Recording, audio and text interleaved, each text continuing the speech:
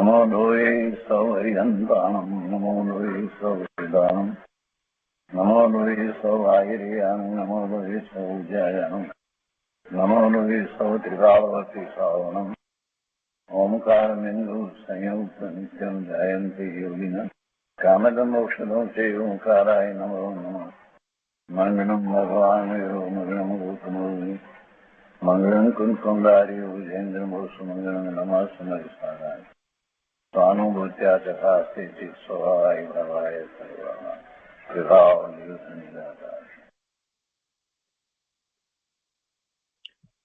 ભગવાન શ્રી ઉમા સ્વામી આચાર્ય વિરચિત મોક્ષશાસ્ત્ર અર્થાત તત્વાર સૂત્ર અને પૂજ્યપાદ સ્વામી રચિત તત્વાર સૂત્રની ટીકા સર્વાર્થ સિદ્ધિ તથા રામજીભાઈ દ્વારા સંકલિત બીજી ટીકાઓનું સંકલન એ સહિત આપણે મોક્ષશાસ્ત્ર અર્થાત તત્વાર સૂત્રનો સ્વાધ્યાય કરી રહ્યા છીએ.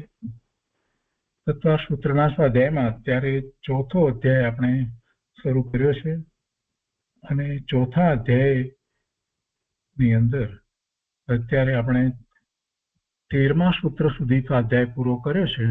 આજે 14મા સૂત્રથી આગળ સ્વાધ્યાય લઈએ છીએ.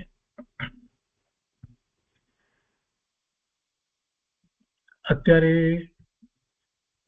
ઉર્ધ્વલોકનું વર્ણન ચાલે છે એટલે ઉર્ધ્વલોકના વર્ણનમાં અત્યારે દેવલોકનું વર્ણન આપણે સમજી રહ્યા છીએ. તો દેવોની વાત લીધી તો 4 પ્રકારના દેવ કહેવામાં આવ્યા. ભવનવાસી દેવ કહેવામાં આવ્યા, વ્યંતર દેવ કયા, જ્યોતિષ દેવ કયા અને વૈમાનિક દેવ કહેવામાં આવ્યા. અને એના ભેદ પણ સાથે કહેવામાં આવ્યા. 10 પ્રકાર, 8 પ્રકાર, 5 પ્રકાર અને 12 પ્રકાર એટલે વૈમાનિકના 12 પ્રકાર કહેવામાં આવ્યા. તો જે 10 પ્રકારના ભવનવાસી દેવ કહેવામાં આવ્યા એનું વર્ણન આપણે સમજ્યા. પણ આ 4 પ્રકારની અંદર પણ પછી વ્યવસ્થા અપેક્ષાએ એમાં ઇન્દ્ર વગેરે હોય એના 10 પ્રકાર કહેવામાં આવ્યા અને એનો અપવાદ પણ કહેવામાં આવ્યો. ત્યાર પછીથી ભવનવાસીનું વર્ણન આવ્યું એ બધાનું અને ભવનવાસી દેવો ક્યાં રહે છે એ વાત પણ મળી. ભવનવાસી દેવો મધ્યલોકની નીચે ભવનવાસી કહેવાય છે એટલે ભવનમાં જ રહે છે અને એમાં એ મધ્યલોકની નીચે પહેલી પૃથ્વી રત્નપ્રભા પૃથ્વી છે એના 3 ભાગ કહેવામાં આવ્યા છે. એ 3 ભાગો પૈકી પહેલા ઉપરના 2 ભાગ ખળ ભાગ અને પંખ ભાગની અંદર રહે છે. અહીંયા આપણે આ આકૃતિમાં જરાક જોવાનો પ્રયત્ન કરીએ તો આ જે પૃથ્વી પહેલી પૃથ્વી રત્નપ્રભા પૃથ્વી અને પ્રથમ પૃથ્વી એના આ 3 ભાગ કહેવામાં આવ્યા. સૌથી ઉપરનો ખળ ભાગ, એના પછી પંખ ભાગ અને પછી આ અહીંયા ત્રીજો ભાગ છે ત્યાંથી તો નરક શરૂ થઈ જાય છે. પહેલી નરક અહીંયા આવે છે. તો અહીંયા પહેલા 2 ભાગ જે કહેવામાં આવ્યા એમાં ભવનવાસી દેવો પણ રહે છે અને વ્યંતર દેવો પણ રહે છે. અને આ જે ઉપરનો ખર ભાગ જે છે એની અંદર 9 પ્રકારના ભવનવાસી દેવો રહે છે અને એક જ પ્રકાર જે બાકી રહે છે અસુર કુમારનો એ અહીંયા પંખ ભાગમાં રહે છે. એવી રીતે વ્યંતર દેવને માટે પણ વાત આવી કે એ 8 પ્રકારના છે. એમાંથી 7 પ્રકાર જે છે તો એ ખર ભાગમાં રહે છે અને એક ભાગ છે એની નીચેનો જે પંખ ભાગ છે એની અંદર રાક્ષસ પ્રકારના વ્યંતર દેવો રહે છે. એક વાતની સ્પષ્ટતા પણ આવી કે એ રાક્ષસ શબ્દથી રાક્ષસ ન સમજી લેવા, એ એમના નામકરણની પ્રકૃતિ માટે છે અને એવી રીતે ભવનવાસી માટે પણ એ જ સમજવાનું છે. આ બધી વાતો આપણે ગઈ વખતે લીધી છે.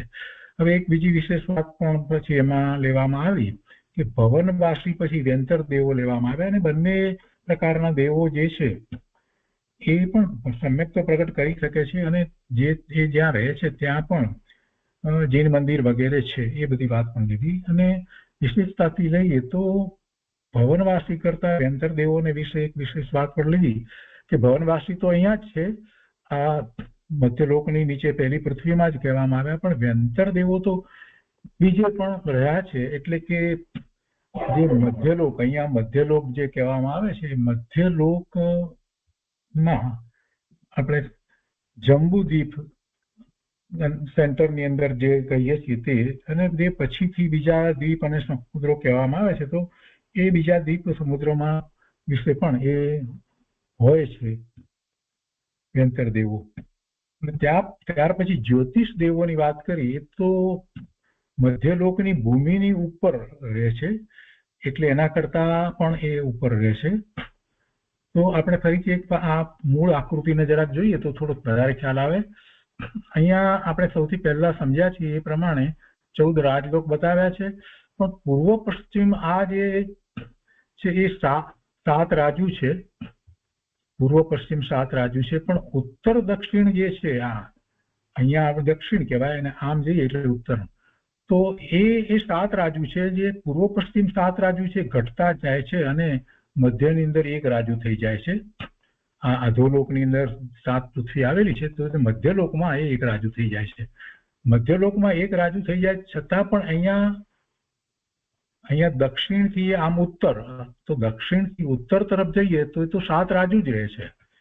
તો આ મધ્યલોક જે છે એ ખરેખર મધ્યલોક આખો કઈ થાળીના આકારે છે એમ નથી. થાળીના આકારે વાત આવી તો કદાચ કોઈને મનમાં એમ હોય તો ના, એ એમ નથી. અહીંયા 1 રાજુ અને આમ 7 રાજુ. તો આ આકૃતિનો જયારે આપણે વિચાર કરીએ તો એમાં આપણને ખ્યાલમાં આવશે આ રીતે. તો એ અહીંયાથી 1 રાજુ અને પછી 7 રાજુ. 1 રાજુ જે છે પૂર્વ પશ્ચિમ લેવાનું છે, પૂર્વ પશ્ચિમથી પૂર્વ અને દક્ષિણથી ઉત્તર, આમ 7 રાજુ. એવો મધ્યલોક છે. અને મધ્યલોકના જે મધ્ય ભાગમાં સેન્ટરની અંદર જે છે થાળીના આકારે જંબુદ્વીપ કહેવામાં આવ્યો છે. એ જંબુદ્વીપને થાળીના આકારે કહેવામાં આવ્યો છે. અને એની આસપાસ જે જંબુદ્વીપની આસપાસ જે છે પછી લવણ સમુદ્ર કહેવામાં આવ્યો. એની આસપાસ જે છે ધાતકી દ્વીપ કહેવામાં આવ્યો, અને એની આસપાસ દધોજી સમુદ્ર કહેવામાં આવ્યો, અને એની આસપાસ પુષ્કર દ્વીપ કહેવામાં આવ્યો. અને પુષ્કર દ્વીપની અંદર પછી એના જે ભાગ લઈ અને સમજાવવામાં આવ્યું કે ભાઈ એમાં પણ 2 ભાગ પડી જાય છે, એટલે અર્ધ પુષ્કર દ્વીપ, એટલે એમ 2.5 દ્વીપની વાત કરવામાં આવી. અને એ 2.5 દ્વીપ જે છે એને આપણે જરાક સારી રીતે સમજી રહ્યા છીએ. તો એ 2.5 દ્વીપનો વિસ્તાર જે કહેવામાં આવ્યો છે તો એ 2.5 દ્વીપો સમજાવ્યા છે. તો અહીંયા એ 2.5 દ્વીપો એક બીજી પણ એક આકૃતિ છે, હા, એ આપણે જરાક જોઈ લઈએ. 2.5 દ્વીપ જે આપણે સમજી રહ્યા હતા એ આપણે લઈએ છીએ એટલે વધારે ખ્યાલ આવશે.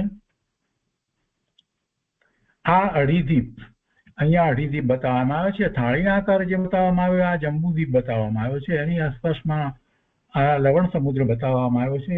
એના પછીથી ધાતકી ખંડ, પછી દધોચી સમુદ્ર, અને ત્યાર પછી તે પુષ્કર દ્વીપ બતાવવામાં આવે. પણ પુષ્કર દ્વીપના અંદર આપણે જે જોયું કે એ આખો દ્વીપ જે છે એમાંથી પર્વતમાળાને કારણે માનુષોત્તર પર્વત, એ માનુષોત્તર પર્વતને કારણે એ અડધો ભાગ જ જે છે તે એમાં જ મનુષ્યની વસ્તી છે. તો માનુષોત્તર પર્વતની પછી આગળ જે છે તે પુષ્કર દ્વીપ છે, એની અંદર મનુષ્ય નથી.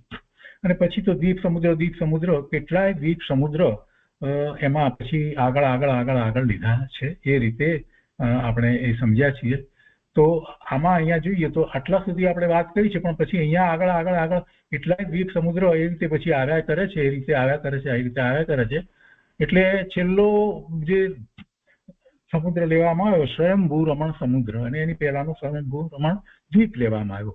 તો ત્યાં સ્વયંભૂ રમણ સમુદ્ર સુધી વાત લેવામાં આવી. અને પછી જયારે વર્ણન આવે છે ત્યારે એ બધી વાત આવે છે તો કે ખૂણા, તો આ 4 ખૂણાની જે વાત કરવામાં આવી છે એ 4 ખૂણા વિશેની વાત ત્યાં આગળ કરવામાં આવી હતી. એટલે વસ્તીની અપેક્ષાથી જે મનુષ્યની વસ્તી જે છે 2.5 દ્વીપની અંદર જે કહેવામાં આવી છે, પણ બાકીના બધા વિસ્તારની અંદર બીજી વસ્તી છે, પણ છતાં પણ બીજા જીવો છે, પણ છતાં પણ એક વાત એ પણ મહત્વની છે કે જે ત્રસ નાળી કહેવામાં આવી છે, ત્રસ નાળી, એ આ એક રાજુ વિસ્તાર જે કહેવામાં આવ્યો એ એક રાજુ વિસ્તાર પ્રમાણે લેવાની આખી અહીંયા ત્રસ નાળી બતાવવામાં આવી છે આ રીતે. તો ત્રસ નાળીમાં સમજીએ તો એક રાજુ તો પશ્ચિમ પૂર્વ છે, પણ ઉત્તર દક્ષિણ તો 7 રાજુ થાય છે અહીંયા. તો એ રીતે બતાવ્યું છે. તો એ 7 રાજુ જે કહેવામાં આવે એ 7 રાજુ આ ઉત્તર દક્ષિણ લઈએ અને એનો સેન્ટર ભાગ લઈએ છીએ તો એની અંદર એમાં સેન્ટરની અંદર જંબુદ્વીપ છે. એ કઈ અહીંયા એક તરફ નથી, વચ્ચે સેન્ટરની અંદર જંબુદ્વીપ બતાવવામાં આવે છે. એટલા માટે આપણે આ આકૃતિ સારી રીતે સમજ્યા કે આ એનું સેન્ટર અહીંયા લેવાનું છે. અહીંયા આ દક્ષિણ ભાગ છે અને આ અહીંયા ઉત્તર છે. આ 1 રાજુ છે, આ 7 રાજુ છે અને એના સેન્ટરમાં જંબુદ્વીપથી શરૂ કરી અને પછી મધ્યલોકનું આખું વર્ણન કરવામાં આવ્યું. અને મધ્યલોકના વર્ણનની સાથે જ્યારે દેવની વાત કરવામાં આવી તો એ પહેલી પૃથ્વીની વાત પણ લેવામાં આવી અને પછી એ અહીંયા પહેલી પૃથ્વીની વાત લીધી કેમ કે ભવનપતિ દેવની વાત લેવી છે એટલે ક્યાં છે બતાવવા માટે, એવી રીતે વેંતરદેવ ક્યાં છે બતાવવા માટે એની પણ વાત આપણે સમજવી પડે.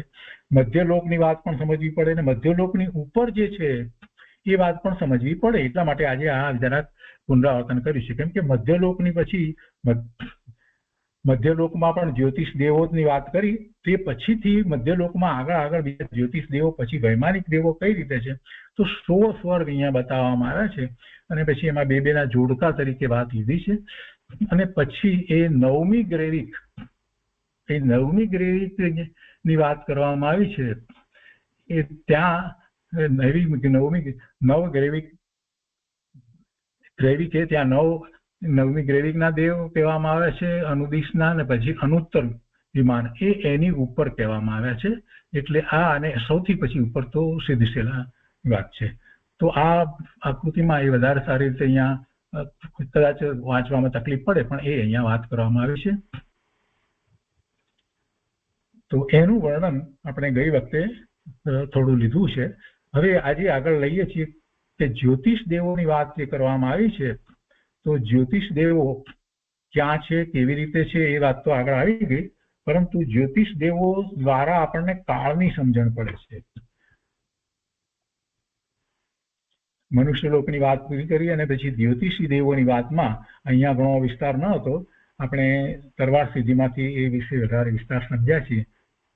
અને એ અહીંયા ફક્ત એટલી વાત લીધી 13મા સૂત્રમાં કે ઉપર કહેલા જ્યોતિષી દેવો મેરુ પર્વતને પ્રદક્ષિણા દઈ અને મનુષ્ય લોકમાં હંમેશા ગમન કરે છે. એ ગમન કરવા વિશેની વાત 13મા સૂત્રમાં આપણે તરવાર સિદ્ધિમાંથી વધારે વિસ્તારપૂર્વક સમજ્યા. હવે મેરુ પર્વત પણ 5 મેરુ પર્વત થાય છે એ આપણે સમજ્યા છીએ. ફરીથી યાદ કરાવું તો એક જંબુદ્વીપને વિશેષણ જે સેન્ટરમાં મધ્યમાં જે છે એક જંબુદ્વીપ કહેવામાં આવ્યો છે અને પછી એના પછી લવણ સમુદ્ર પછી ધાતકી ખંડ કહેવામાં આવે તો ધાતકી ખંડને વિશે એના કરતા બમણું છે એટલે ત્યાં પછી 2 મેરુ પર્વત થઈ જાય છે. ત્યાં 2 મેરુ પર્વત થઈ જાય છે અને એ રીતે પુષ્કરની અંદર પણ 2 મેરુ પર્વત થઈ જાય એટલે 5 મેરુ એ રીતે કહેવામાં આવ્યા છે. અને એ 5 મેરુની આસપાસમાં જે છે તે વિદેશ ક્ષેત્ર છે એટલે એવા 5 વિદેશ ક્ષેત્ર પણ કહેવામાં આવ્યા છે.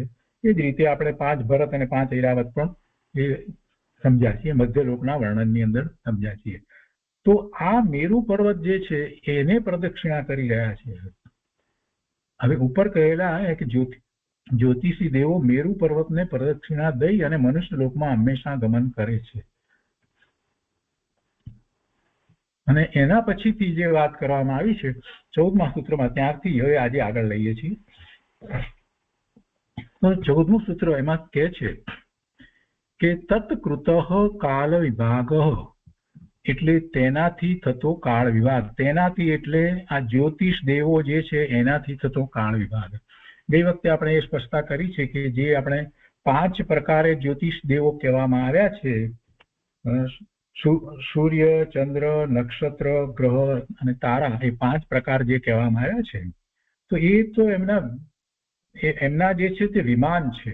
આપણે જે માનીએ છીએ તેને એમાં દેવો રહે છે. અને એ વાતની વધારે સ્પષ્ટતા પણ આપણે લીધી કે સૂર્યની આ ગરમી વગેરે આપણને જે શીખવાડવામાં આવ્યું છે, ભણાવવામાં આવ્યું છે, એમાં કોઈ ન રહી શકે, બળી જાય, પણ એવું વસ્તુ સ્વરૂપ નથી. એમાં દેવો રહે છે. ચંદ્રનું વિમાન એમાં દેવો રહે છે અને કેટલા સૂર્ય વગેરે હજી વિસ્તાર આગળ આવશે. તો અહીંયા કહે છે કે એ દેવો એ ગતિ કરે છે અને એ ગતિ કરે છે તો પ્રદક્ષિણા કરે છે. એક શબ્દ પ્રદક્ષિણા ગઈકાલે આપણે સમજ્યા છીએ કે પ્રદક્ષિણા એટલે અરાઉન્ડ ફરવું, પ્રદક્ષિણા છે. કોઈ એક દિશામાં જવું, ઉપર નીચે જવું એમ નહીં, પણ પ્રદક્ષિણા કહ્યું છે. એટલે પ્રદક્ષિણા મેરુ પર્વતની પ્રદક્ષિણા કરે છે, અને એ પ્રદક્ષિણા કરે છે તો એ દ્વારા આપણને આ સમય એટલે વ્યવહાર સમયનો ખ્યાલ આવે છે. જે સમય પળ, વિપળ, ઘડી, આપણી રીતે જોઈએ તો સેકન્ડ, મિનિટ, દિવસ વગેરે. તો અહીંયા કહે છે કે તત્કૃત કાળ વિભાગ, એટલે તેનાથી કાળનો ખ્યાલ આવે છે. અર્થમાં અહીંયા એટલું લીધું છે કે ઘડી, કલાક, દિવસ, રાત વગેરે વ્યવહાર કાળનો વિભાગ તે ગતિશીલ જ્યોતિષી દેવો દ્વારા કરવામાં આવે છે. કાળ બે પ્રકારના છે, નિશ્ચય કાળ અને વ્યવહાર કાળ. નિશ્ચય કાળનું સ્વરૂપ 5મા અધ્યાયના 22મા સૂત્રમાં આવશે, અને આ અહીંયા વ્યવહાર કાળ એ નિશ્ચય કાળને બતાવનારો છે. તો કાળની વાત જરાક લઈ લઈએ, ત્યારે વાત નીકળી છે. તો દિગંબર પ્રમાણે તો આપણે 6 દ્રવ્ય માનીએ છીએ. કાળને દ્રવ્ય કહીએ છીએ, કાળ દ્રવ્ય છે. અને એ કાળ દ્રવ્ય નો જે ગુણ જે છે, જે બીજા દ્રવ્યોથી જુદો પડે એવો એક ગુણ, મુખ્ય ગુણ જો કોઈ હોય તો એ વર્તના હેતુત્વ ગુણ છે. વર્તના હેતુત્વ ગુણ છે. અને એનું પોતાનું પરિણમન તો એ કરે છે, અને એના પરિણમન દ્વારા આપણને એક માપ મળે છે, એક પરિમાણ મળે છે, જેને આપણે સમય કહીએ છીએ. તો એ સમય જે છે એ બીજા બધા 5 દ્રવ્યો જે છે એના પરિણમનમાં નિમિત્ત કહેવામાં આવે છે. 5 દ્રવ્યો પરિણમન તો પોતાનું જાતે કરે છે, પણ એ પરિણમનમાં નિમિત્ત તરીકે કાળની સાપેક્ષતા લેવામાં આવે છે. એટલે કે આ વ્યવહાર કાળ, જે કાળ દ્રવ્યનું પોતાનું પરિણમન છે, કાળ એ દ્રવ્ય છે એટલે કાળાણુ છે.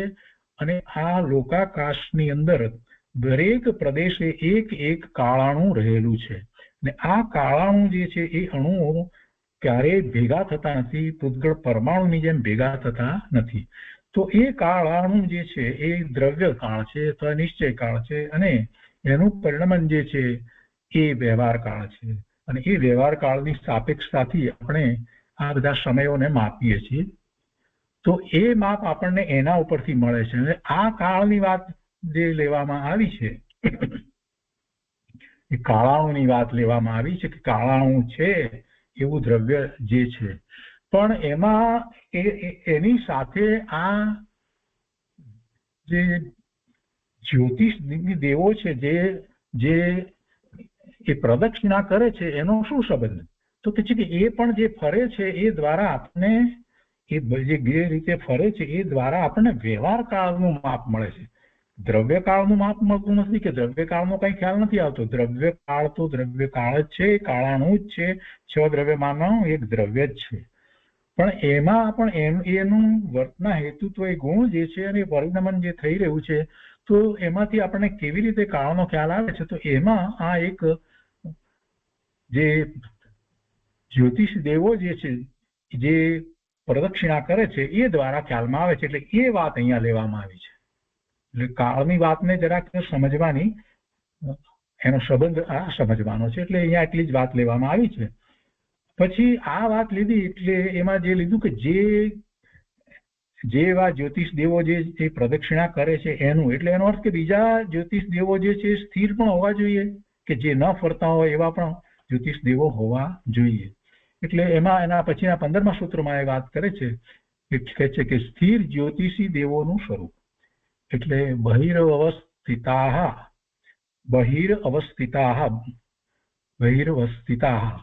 એટલે બહાર રહેલા. એટલે એનો અર્થ કર્યો છે કે મનુષ્ય લોક, બહિર એટલે મનુષ્ય લોકની બહાર, અઢીદીપની બહારના જ્યોતિષી દેવો તે સ્થિર છે.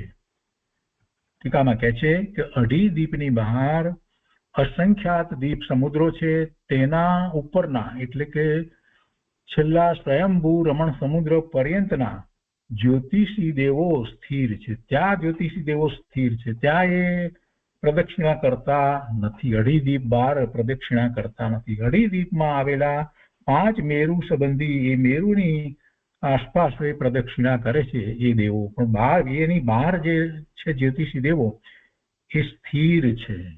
એ વિમાનો સ્થિર છે, ત્યાં પણ એવા દેવો વસે છે.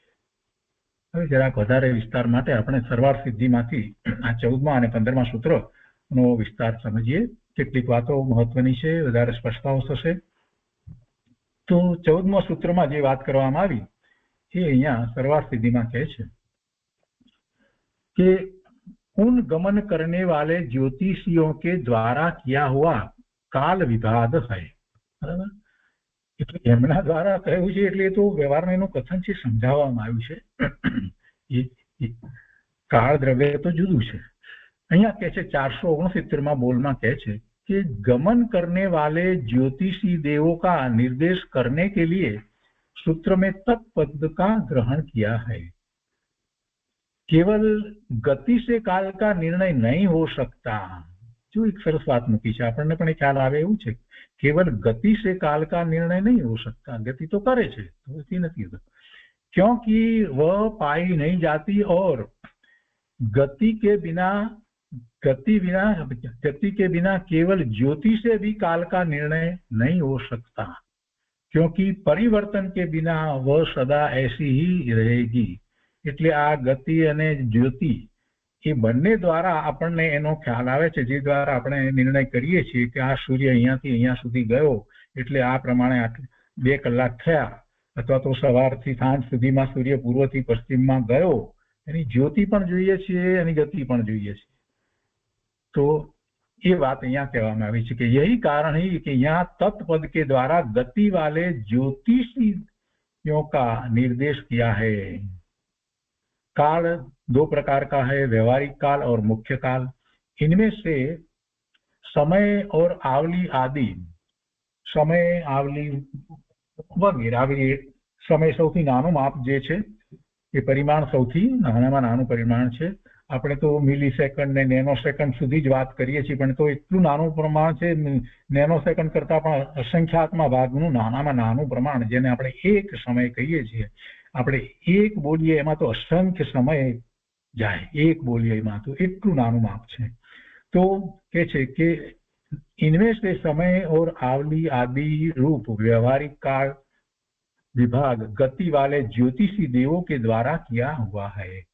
यह क्रिया विशेष से जाना जाता है और अन्य नहीं जानी हुई वस्तुओं के जानने का हेतु है. मुख्य काल इससे भिन्न है, जिसका लक्षण आगे कहने वाले. मुख्य काળ એટલે જે દ્રવ્ય તરીકે જે આપણે કાળ કહીએ છીએ જુદી વસ્તુ છે, કાળાણુ છે, અને એ લોકાકાશના દરેક પ્રદેશે રહેલો છે અને ત્યાં એ રહ્યો છે અને એ કાળાણુ ત્યાં રહ્યો છે, એનું પરિણમન એ સતત થઈ રહ્યું છે. અને આ 6 દ્રવ્યો પણ એ લોકાકાશના પ્રદેશોમાં રહ્યા છે. એટલે બધાને એ જે છે તે વર્તના હેતુ માટે થઈને નિમિત્ત કારણ થાય છે. દરેકના પરિણમન જે છે એની સાપેક્ષતા એ કાળાણુના પરિણમન દ્વારા આપણે સ્વીકારીએ છીએ. હવે અહીંયા વિશેષની અંદર પંડિતજીએ કેટલીક વાત લીધી છે, આપણે જરાક જોઈએ છીએ. અહીંયા કહે છે કે મનુષ્ય मानुषोत्तर पर्वत के भीतर पाए जाते हैं. ये तो समझाયું આપણને. मानुषोत्तर पर्वत के एक ओर से लेकर दूसरी ओर तक कुल विस्तार 45 लाख योजन है. આ 45 લાખ યોજનની જયારે વાત થઈ ત્યારે આપણે जरा વધારે સારી રીતે સમજ્યા ન હતા. 45 लाख योजन मानुषोत्तर पर्वत के एक ओर से लेकर दूसरी ओर तक, ત્યાં સુધી જે લેવામાં આવ્યો એ 45 લાખ યોજન જે કહેવામાં આવ્યો છે, 45 લાખ યોજન કઈ રીતે છે જરાક ફરીથી સમજી લઈએ. એ વખતે આપણે જરાક વાતમાં રહી છે કે 45 લાખ યોજન કેવી રીતે સમજવાના. જંબુદ્વીપનો વિસ્તાર 1 લાખ યોજન કયો. એ પછીથી લવણ સમુદ્ર જે છે એના કરતા બમણો કહેવામાં આવ્યો એટલે 2 લાખ કયો. 2 લાખ પછીથી જે ધાતકી ખંડ કહેવામાં આવ્યો એનો 4 લાખ યોજન કયો. ધાતકી ખંડ પછીથી ગધોલી સમુદ્ર કહેવામાં આવ્યો એનો વિસ્તાર 4 લાખ યોજન થયો. અને એના પછીથી જે આ પુષ્કરાઓ 1 લાખ 2 લાખ 4 લાખ ને સોરી કાલોદીનો 8 લાખ થશે. એના પછી સમુદ્ર આવશે, કાલોદી સમુદ્રનો વિસ્તાર 8 લાખ યોજન થશે. અને એ પછીથી પુષ્કર દ્વીપનો 16 લાખ યોજન થાય વિસ્તાર.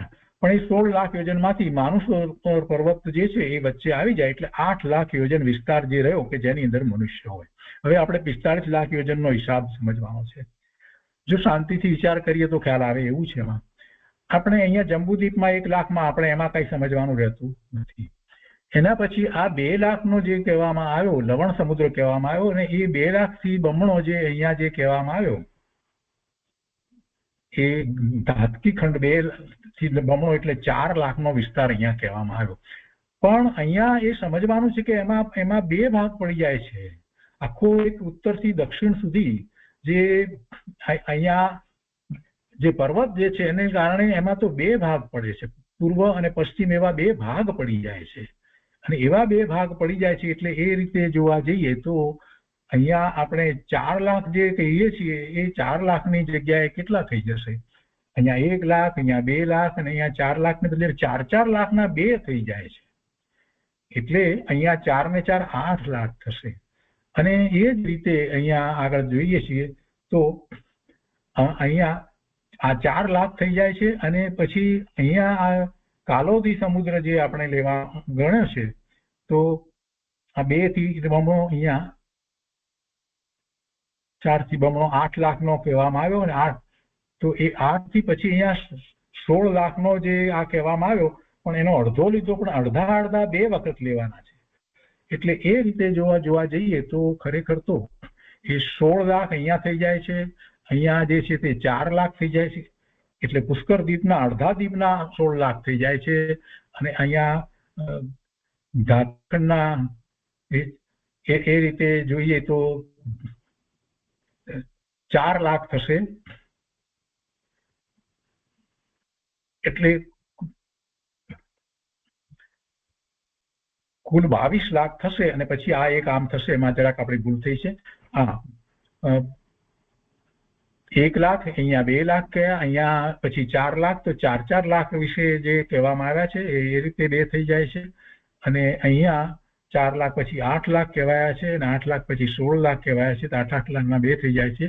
તો કુલ અહીંયા 8 એટલે કુલ વિસ્તાર પછી આ સમુદ્રનો પણ સાથે જયારે આપણે ગણીએ છીએ તો એ 11 લાખ એમ 22 લાખ થશે. અને 22 લાખ ને 1 લાખ એટલે 22 અહીંયા અને 22 ઉપરની તરફ આપણે જોઈએ તો એમ 44 લાખ થશે. અને 44 ની અંદર અહીંયા 1 લાખ છે તે જંબુદ્વીપનો વિસ્તાર થશે. એટલે એમ 45 લાખ કહેવામાં આવ્યા છે. કેમ કે આપણે આ પણ સાથે લેવાના છે ને, સમુદ્રની સાથે આપણે ગણીએ છીએ. તો એ રીતે અહીંયા બમણા અહીંયા કરીએ છીએ તો આપણને ખ્યાલ આવે છે કે એમ 22 લાખ થશે. પુષ્કર દ્વીપ, કાળોદી સમુદ્ર, લવણ સમુદ્ર, ધાતકી ખંડ અને જંબુદ્વીપ. તો એમાં જંબુદ્વીપ સિવાય જે છે તે 11 લાખ પ્રમાણે 22 લાખ થાય છે. અને 22 લાખને આ 44 અને 1 જંબુદ્વીપને એમ 45 લાખનો વિસ્તાર કહેવામાં આવ્યો છે. જે ગઈ વખતે આપણે સહેજ ભૂલ કરી હતી, આ બમણું ગણવાનું રહી ગયું હતું એટલે. તો હવે આગળ વધીએ આપણે.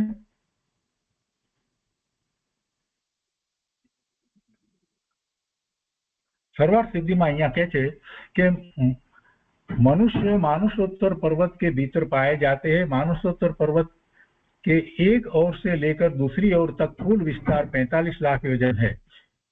मनुष्य इसी क्षेत्र में पाए जाते हैं, इसलिए यह मनुष्य लोक कहलाता है.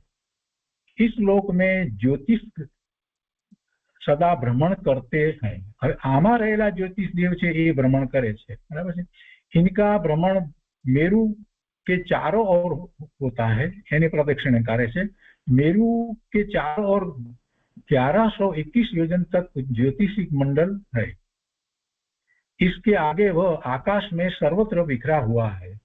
जम्बू द्वीप में 2 सूर्य और 2 चंद्र है. एक सूर्य जम्बू द्वीप की पूरी प्रदक्षिणा 2 दिन रात में करता है. इसका 4 क्षेत्र जम्बू द्वीप में 180 योजन ऊपर लवण समुद्र के 330.48 योजन माना गया है. आ एनु माप आप्यु. सूर्य के घूमने की कुल गलियां 184 है.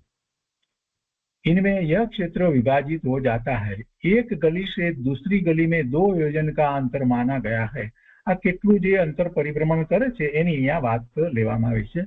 इसमें सूर्य बिंब के प्रमाण को मिला देने पर वह 2.48 योजन होता है, इतना उदयांतर है। मंडलांतर 2 योजन का ही है और चंद्र को पूरी प्रदक्षिणा करने में 2 दिन रात से कुछ अधिक समय लगता है। चंद्रोदय में, चंद्र का उदय, चंद्रोदय में न्यून अधिकता इसी से आती है। लवण समुद्र में 4 सूर्य 4 चंद्र, घाटकी खंड में 12 सूर्य 12 चंद्र, कालोदी में 82 सूर्य 82 लाख चंद्र और पुष्करार्ध में 72 सूर्य 72 चंद्र है। इस प्रकार द्वायदीप में 132 सूर्य और 132 चंद्र है। આ એનું વર્ણન આપવામાં આવ્યું છે, એની વધારે આપણે જ્ઞાનમાં જતા નથી। इन दोनों में चंद्र और सूर्य, चंद्र इंद्र और सूर्य प्रतीन्द्र है। चंद्र અહીંયા આ જૈન ભૂગોળ પ્રમાણે જે ચંદ્ર જે છે એને ઇન્દ્ર કયો છે, મોટો કયો છે, અને સૂર્યને પ્રતીન્દ્ર કયો છે। આપણે જે ભણીએ છીએ ઊંધું ભણીએ છીએ। અહીંયા ચંદ્ર ઇન્દ્ર અને સૂર્ય પ્રતીન્દ્ર। અને આપણે ગયા અધ્યાયમાં જે એના જે ડિસ્ટન્સનું જોયું માપ, જે તો એ ચંદ્ર સૂર્ય કરતા ચંદ્ર દૂર છે એમ આપણે અહીંયા જૈન ભૂગોળ પ્રમાણે શીખ્યા છીએ। એટલે આ લોકો જે રીતે ચંદ્રની વાત જે અહીંયા અત્યારે કરે છે, જે ચંદ્ર ઉપર જઈ આવ્યા વગેરે, એ વાતમાં કાંઈક ભૂલ છે, જે માને છે ચંદ્ર એ। અને જૈન ભૂગોળના કેટલાક લોકોએ, ખાસ વિદ્વાનોએ એ વાતને એ રીતે સાબિત કરી છે કે જે નાસા વગેરે ચંદ્ર ઉપર ગયા વગેરેની જે વાત જે છે એ વાત ખરેખર આપણે જે ચંદ્ર માનીએ છીએ એ ચંદ્રની નથી।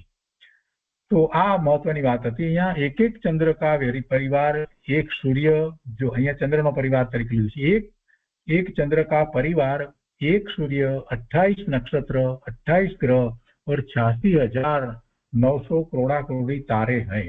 એટલે ચંદ્રને મુખ્ય માનવામાં આવ્યો છે। આપણે તો અહીંયા એ વાત કરી રહ્યા છીએ। तो इन ज्योतिषियों का गमन स्वभाव है तो भी आभियोग्य देव सूर्य आदि के विमानों को निरंतर ढोया करते हैं।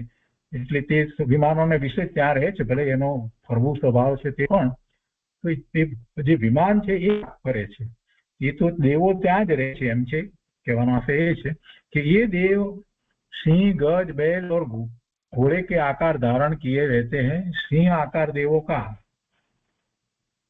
मुख पूर्व दिशा की ओर रहता है और गज आकार देवों का मुख दक्षिण दिशा की ओर और वृषभ आकार देवों का मुख पश्चिम की ओर और अश्व आकार देवों का मुख उत्तर दिशा की ओर रहता है। तो आमांथी આપણને એટલી વાત પ્રાપ્ત થાય છે કે આ જે વિમાન જે છે દેવોના, એની અંદર દેવો રહે છે, જેને આપણે જ્યોતિષ તરીકે ઓળખીએ છીએ, જ્યોતિષ દેવો। તો એ સૂર્ય, ચંદ્ર, ગ્રહ, નક્ષત્ર વગેરે જે છે એ 5 પ્રકાર કહેવામાં આવ્યા। તો તેમાં રહેતા દેવો એ રીતે 5 પ્રકારના છે અને એ દેવો ત્યાં જ રહે છે। અને એ સિવાય જે મેરુ પર્વતની આસપાસ ફરે છે એ મનુષ્ય લોકોમાં જ એમની એ રીતે પ્રદક્ષિણા હોય છે। એ સિવાય બહાર બીજે એમની પ્રદક્ષિણા નથી, એ સ્થિર જ રહ્યા છે દેવો, એ એમના વિમાનો, સૂર્ય, ચંદ્ર વગેરે। અને કેટલા સૂર્ય, ચંદ્ર વગેરે જે છે એનું અહીંયા કુલ માપ અહીંયા આપવામાં આવ્યું કે આટલા કુલ હોય છે એ। અને અઢીદીપની અંદર 132, અઢીદીપમાં 132 સૂર્ય અને 132 ચંદ્ર કહેવામાં આવ્યા છે। અને પછી એના પરિવારની અપેક્ષાથી આખી વાત લેવામાં આવી તો એ કુલ જે પરિવાર જે કહેવામાં આવ્યો એ ચંદ્રના પરિવાર તરીકે કયો, એટલે કહે છે કે ચંદ્ર કા પરિવાર 1 सूर्य, 28 नक्षत्र, 28 ग्रह और 66,900 करोड़ाकरोड़ी तारे हैं। तो आ ઉપરથી આપણને જ્યોતિષ દેવોનો વિશેષ ખ્યાલ આવે છે। અને પછી અહીંયા કહે છે कि अब 28 दीप के बाहर ज्योतिषियों के अवस्थान का कथन करने के लिए आगे का सूत्र कहते हैं। तो 15મા સૂત્રની અંદર એ વાત કરી છે કે એ બીજા જ્યોતિષી દેવો જે છે તેમને પ્રદક્ષિણા થતી નથી, એટલે એમના વિમાનની પ્રદક્ષિણા થતી નથી। એનો અર્થ એ સમજવાનો છે। અને એ 15મા સૂત્રની અંદર કહે છે કે મનુષ્ય લોક के बाहर ज्योतिषी देव स्थिर रहते हैं। मनुष्य लोग अढ़ीदीपनी बाहर ज्योतिषी वो स्थिर रहे छे। सूत्र में बही पद किया है, किससे बाहर, तो के मनुष्य लोक से बाहर। शंका કરીને ફરી પ્રશ્ન કર્યો છે कि यह कैसे जाना जाता है, तो कि पिछले सूत्र में नृलोकी पद आया है तो अर्थ के अनुसार उसकी विभक्ति बदल जाती है, जिससे यह जाना जाता है कि यहाँ वही पद से मनुष्य लोक के बहार यह अर्थ इष्ट है। એટલે અત્યારે જે રીતે વાત ચાલી રહી છે એ પ્રમાણે આ મનુષ્ય લોકની વાત હતી, માનસોત્તર પર્વત અને એ સંબંધીની બધી વાત, એનાથી બહાર એમ એનો અર્થ થઈ જાય છે। એ અહીંયા व्याकरण द्वारा समझाયું છે।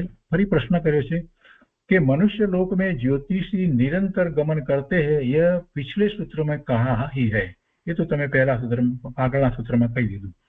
तो હવે કહે છે કે તો अन्यत्र ज्योतिषियों का अवस्थान सूत्रा सिद्ध है, सूत्रा सिद्ध है, इसलिए बहिर्वस्थिता यह सूत्र वचन निरर्थक है। એટલે પછી આ પછી બહિર્સૂત્રસ્થા સૂત્રની જરૂર રહેતી નથી।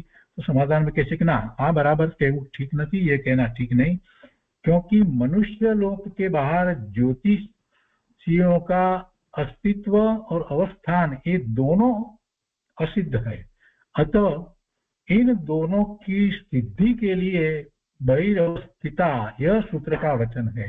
जो आ न कहेवामां आवे तो પછી બહાર જ્યોતિષીઓનું અસ્તિત્વ છે અને એ પાછા સ્થિર છે એ વાત નથી મળતી। એટલે આ સૂત્ર એ રીતે 15મું સૂત્ર કહેવું જરૂરી છે કે મનુષ્ય લોકની બહાર પણ એમનું અસ્તિત્વ છે અને એ સ્થિર છે।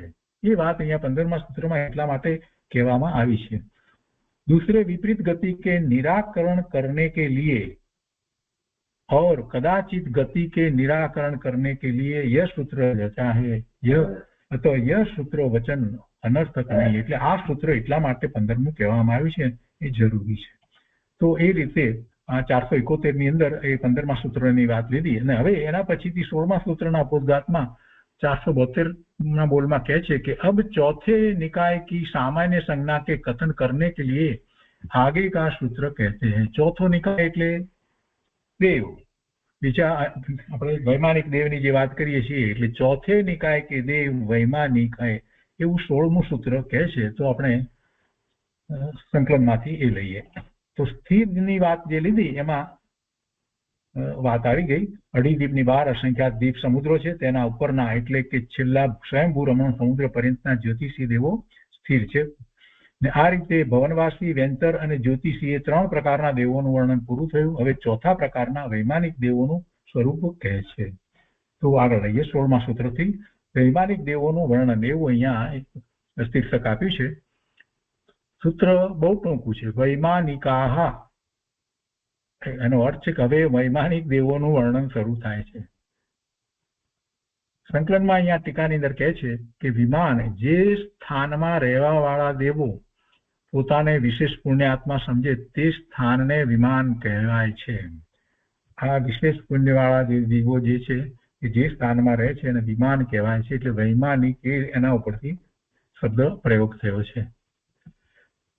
તો વૈમાનિક તે વિમાનોમાં પેદા થતા દેવોને વૈમાનિક કહેવાય છે। બધા થઈને 84,97,023 વિમાનો છે। અહીંયા જરા આ જોડણીમાં ભૂલ થઈ છે, શબ્દમાં ભૂલ છે, 84 નથી પણ 84,97,023 વિમાનો છે। તેમાં એ બધા વિમાનોની અંદર વિમાન એટલે એ સ્થાન છે। એમાં ઉત્તમ મંદિરો, કલ્પવૃક્ષો, વન, બાગ, વાવડી, નગર વગેરે અનેક પ્રકારની રચના હોય છે। તેના મધ્ય સ્થાનમાં જે વિમાન છે, આ બધા આટલા બધા વિમાન કયા ને 84,97,023 વિમાન કયા છે? તો પછી એમાં કહે છે કે તેના મધ્ય સ્થાનમાં જે વિમાન છે તે ઇન્દ્રક વિમાન કહેવાય છે અને તેની પૂર્વ આદિ ચારે દિશામાં પંક્તિરૂપ સીધી લાઈનમાં જે વિમાન છે તે શ્રેણીબદ્ધ વિમાન કહેવાય છે।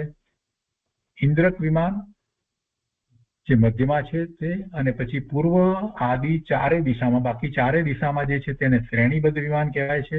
તો ચારે દિશાની વચ્ચે અંતરાળમાં દિશાઓમાં જ્યાં જ્યાં વિખરાયેલા ફૂલની માફક જે વિમાનો છે તેને પ્રકીર્ણક વિમાન કહેવાય છે। અને એ રીતે ઇન્દ્રક, શ્રેણીબદ્ધ અને પ્રકીર્ણક એમ 3 પ્રકારના વિમાનો છે। હવે એના પછી વૈમાનિક દેવોના ભેદ, વૈમાનિક દેવોના ભેદ એમાં પછી આ 16 સ્વર્ગ અને ઉપરના એ બધાની વાત હવે આગળ આપણને સમજાતા જાય છે. પહેલા તો વૈમાનિક દેવ કયું એ જનરલ ટર્મ આવી, એ દ્વારા આપણે શું સમજવાનું.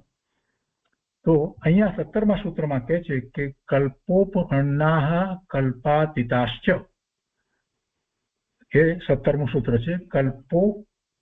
કલ્પોપન્નાહ કલ્પાતીતાશ્ચ એટલે એનો અર્થમાં કહે છે કે વૈમાનિક દેવોના બે ભેદ છે, કલ્પોપન્ન અને કલ્પાતીત. કલ્પોપન્ન અને કલ્પાતીત. અને એને ટીકામાં કહે છે કે જેમાં ઇન્દ્ર આદિ 10 પ્રકારના ભેદોની કલ્પના હોય છે એવા 16 સ્વર્ગોને કલ્પ કહે છે. 16 સ્વર્ગને કલ્પ કહે છે. અને તે કલ્પમાં જે દેવો પેદા થાય તેને કલ્પોપન્ન કહેવાય છે. કલ્પાતીત અને કલ્પોપન્ન બે કયા. તો કલ્પોપન્ન કોને કહેવાય? તો જે 16 સ્વર્ગમાં જે રહ્યા છે એ 16 સ્વર્ગ છે એને કલ્પ કહેવામાં આવે છે, અને એમાં રહેલા દેવો છે એને કલ્પોપન્ન કહેવાય છે. હવે એનાથી ઉપર તથા 16મા સ્વર્ગથી ઉપર જે દેવો પેદા થાય છે એને કલ્પાતીત કહેવાય છે. એટલે 16 સ્વર્ગની વાત જે કહેવામાં આવી, આ 16 સ્વર્ગ અહીંયા સુધી બતાવ્યા એ બધા એને કલ્પોપન્ન, ત્યાં રહેલા દેવોને કલ્પોપન્ન કહેવાય છે. અને એનાથી ઉપરના જે છે નવગ્રૈવિકના, અનુદિશના ને અનુત્તર વિમાનના એ કલ્પાતીત છે, એ કલ્પાતીત કહેવામાં આવે છે. તો એ સ્પષ્ટતા અહીંયા થાય છે. એટલે 16 સ્વર્ગ અને એની ઉપર 3, બરાબર છે. ત્યાં સુધીની વાત આપણને એટલી સ્પષ્ટ કરી.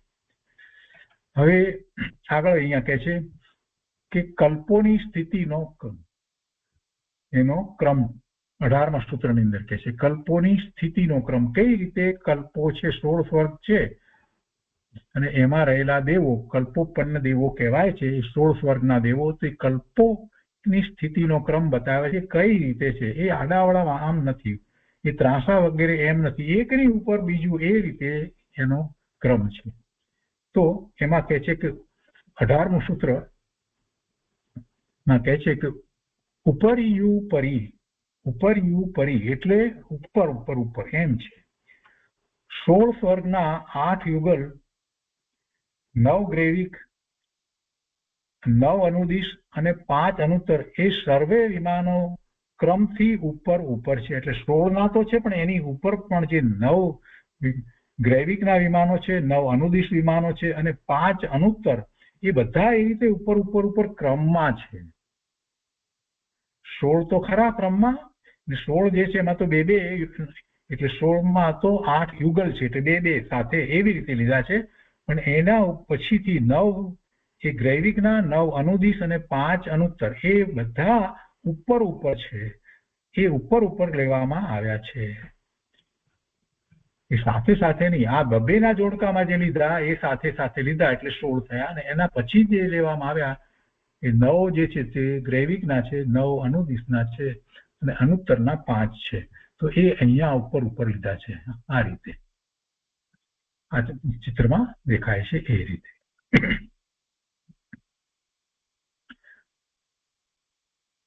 એટલે એ 18મા સૂત્રની અંદર એ સ્પષ્ટતા કરી છે. તો 16 સ્વર્ગોના 8 યુગલ, 9 ગ્રૈવિક અને 9 અનુદિશ અને 5 અનુત્તર એ સર્વે વિમાનો ક્રમથી ઉપર ઉપર છે. આ 18મા સૂત્રની અંદર વાત કરી.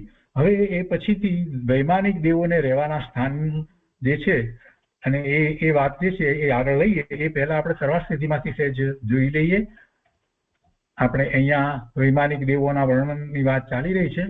તો 16મા સૂત્રમાં એ કહે છે, चौथे निकाय के देव वैमानिक है, वैमानिकों का अधिकार है ये बतलाने के लिए वैमानिक पद का ग्रहण किया है. आगे जिनका कथन करने वाले हैं वे वैमानिक है, इनका ज्ञान जैसे हो इसके लिए यह अधिकार वचन है. એટલે એને વૈમાનિક કહેવામાં આવે છે, વિમાન છે એ બધું એમાં આવી ગયું. શા માટે વૈમાનિક કહેવામાં આવે છે એ વાતનો અહીંયા નિર્દેશ કરી દીધો. जो विशेषतः अपने में रहने वाले जीवों को पुण्य आत्मा मानते हैं वे विमान है, और जो उन विमानों में होते हैं वे वैमानिक है। इंद्रक श्रेणीबद्ध और पुष्प प्रकीर्ण के भेद से विमान अनेक प्रकार के है એ વાત આપણે સમજ્યા। સૌથી મધ્યની અંદર જે છે તે ઇન્દ્રક કહ્યું અને ચાર તરફ પૂર્વ પશ્ચિમ ઉત્તર દક્ષિણ એ શ્રેણીબદ્ધ કયા એ દિશ અને એ બધાની વચ્ચે વચ્ચે જે છે તે પુષ્પ પ્રકીર્ણ એવા ભેદથી વિમાન કહેવામાં આવે અને એ અનેક પ્રકારના છે। ઉનમે સે ઇન્દ્રક જો આ શ્રેણીબદ્ધ કયા પણ એ શ્રેણીમાં ઘણા હોય, માત્ર એક એક હોય એમ ન સમજવું। उनमें से इंद्रक विमान इंद्र के समान मध्य में स्थित है, એટલે એને इंद्रक विमान કહેવાય। મધ્યમાં છે એટલા માટે કહ્યું છે। उनके चारों ओर, જે ગુજરાતીમાં આવ્યું છે, चारों ओर आकाश के प्रदेशों की पंक्ति के समान जो स्थित है वे श्रेणी विमान है, तथा बिखरे हुए फूलों के समान भी दिशाओं में जो विमान है वे पुष्प प्रकीर्णक विमान है। जो आज ये हिंदी છે એનું સીધું ત્યાં ગુજરાતી લેવામાં આવ્યું છે संकलन के अंदर। અને પછી એમાં કહે છે આગળ કે उन विमानों के भेदों का ज्ञान कराने के लिए आगे का सूत्र कहते हैं, तो एमा 17वां सूत्र में कहते हैं कि वे दो प्रकार के हैं, कल्पोपन्न और कल्पातीत। 475वां बोल में कहते हैं कि जो कल्पों में उत्पन्न होते हैं वे कल्पोपन्न कहलाते हैं, और जो कल्पों के परे है वे कल्पातीत कहलाते हैं। कल्पों उत्पन्न थाय छे कल्पोपन्न कहेवाय छे અને એના સિવાયના જે છે એ કલ્પાતીત કહેવાય છે। इस प्रकार वैमानिक दो प्रकार के है, कल्पोपन्न અને कल्पातीत। कल्पमा નથી તે, આ कल्पमा છે તે અને कल्पमा નથી તે। तो अब उनके अवस्थान विशेष का ज्ञान कराने के लिए आगे का सूत्र कहते हैं, એમાં ऊपर છે એ બધી વાત અહીંયા 18મા सूत्रमा લેવામાં આવી છે। ને એમાં पहला ऊपर है ये 18मुं सूत्र जे कहूं तो 477 बोल में कहे छे कि यह सूत्र किस लिए कहा है। आमां ऊपर बात शुं करवानी जरूर पड़ी, आपणने एवो प्रश्न नहीं थतो, पण आचार्य भगवान ने एम थाय छे कि आ पंचम कालना जीवोने कंईक वधारे स्पष्ट थाय એટલા માટે પૂજ્યપાદ સ્વામી એ વાતને લીધી છે। પોતે પ્રશ્ન કરી અને સમાધાન આપી છે। समाधान कहे छे कि ये कल्पोपन्न और कल्पातीत वैमानिक तिरछे रूप से रहते हैं, इसका निषेध करने के लिए कहा है। तो तमे एमां पछी आगळ तीरछा रूपे मानी लो एवुं न समजाय એટલા માટે આ કહેવામાં આવ્યું છે। તેથી આપણે જે જોયું મૂળ વસ્તુનો ફરીથી વિચાર કરીએ તો એ ભૂગોળને જ્યારે જોવા જઈએ તો આપણને ખ્યાલ આવે કે કેવી રીતે હોઈ શકે। આપણને ખ્યાલ આવે છે અહીંયાથી કે આ ઉધ્વલોક જે છે એમાં પણ જે મધ્યલોકમાં એક રાજુ જે પૂર્વ પશ્ચિમ કહેવામાં આવ્યું, પણ ઉત્તર દક્ષિણ 7 રાજુ રહે છે અને ઉધ્વલોકની અંદર પણ એ જ પ્રમાણ રહે છે। ભલે પછી વધતું જાય છે, 5 રાજુ સુધી જે થાય છે એ પૂર્વ પશ્ચિમ જે છે એ પૂર્વ પશ્ચિમ પહોળાઈ એટલી અહીંયા વધીને 5 રાજુ થાય છે, પણ પેલું ઉત્તર દક્ષિણ તો 7 જ રહે છે। આમ તો 7 નું 7 જ રહે છે, છેક સુધી 7 જ રહે છે। તો એ 7 રહે છે એટલે તમે પછી આડું ઓળું ગમે ત્યાં તમે કલ્પના કરો એ શક્ય છે। કોઈ આ નો જ વિચાર કરે તો એમાં બતાવ્યું છે કે ના એમ નહીં, આમ એક એક પછી ઉપર એમ જ તમારે સમજવાનું, નહીંતર તમે એ રીતે પણ કલ્પના કરી શકો। એટલે એવી કલ્પના ઊંધી ન થાય એટલા માટે આચાર્ય ભગવાને અહીંયા ખૂબ સ્પષ્ટતાઓ કરી છે। શું કહે છે कि कल्पोपन और कल्पातीत वैमानिक तिरछे रूप से रहते हैं, इसका निषेध करने के लिए कहा है। ये ज्योतिषियों के समान तिरछे रूप से नहीं रहते, કેમ કે જ્યોતિષી દેવોને માટે તો કહેવામાં આવ્યું, બરાબર છે ને, એ તો બધે છે તો એ બધા તો એવી રીતે નથી હોતા। એ મનુષ્ય લોકને વિશે પણ જે રીતે જ્યોતિષી દેવોની વાત કરવામાં આવી, પેલા ફરે છે એની વાત લેવામાં આવી, અને એ સિવાય બીજા પણ મનુષ્ય લોક સિવાય પણ જે છે તેમાં તીર્છા થઈ શકે છે, બધા હોય છે। તો કે છે કે એવી રીતે આમાં થતું નથી, એ બતાવવા માટે થઈને આ ઉપર એવો એક सूत्र કહેવામાં આવ્યું। उसी प्रकार व्यंतरों के समान विषम रूप से नहीं रहते। व्यंतरों પણ આપણને એ વાત કહેવામાં આવી કે જે દ્વીપ અને સમુદ્રની અંદર એટલે વ્યંતર દેવો પણ ત્યાં જે રહે છે એ પણ એવી રીતે તીર્છા રહે છે, તો એ પ્રમાણે પણ ગમે તેમ નથી. આ ઉપર ઉપર ઉપર જ એમ જ સમજવાનું છે. કિંતુ ઉપર ઉપર હૈ, તો વે ઉપર ઉપર ક્યાં હૈ એનું સમાધાન તો કે કલ્પ. એ ઉપર ઉપર જે છે એને જ કલ્પ કહેવામાં આવ્યા છે. અને એ કલ્પમાં રહેલા એ કલ્પોપન્ન છે અને કલ્પમાં નથી એને કલ્પાતીત કહેવામાં આવે છે. તો પછી 478 ની અંદર અહીંયા વાત આગળ કહે છે કે यदि ऐसा है तो कितने कल्प विमानों में वे देव निवास करते हैं. तो इस बात के बतलाने के लिए अब आगे का सूत्र कहते हैं. અને પછી આ કલ્પ જે છે એ કહેવામાં આવ્યા છે. આ સૌધર્મ ઈશાન એ બધા જે છે તે બધા કલ્પ કહેવામાં આવ્યા છે. એ બેના જોડકાની અંદર અને એની અંદર રહે છે એ 19મા સૂત્રની અંદર વિશેષ વિસ્તારપૂર્વક વાત આવશે અને એ આપણે આવતા સ્વાધ્યાયમાં લઈશું. તો આજે સ્વાધ્યાય અહીંયા સુધી રાખીએ છીએ.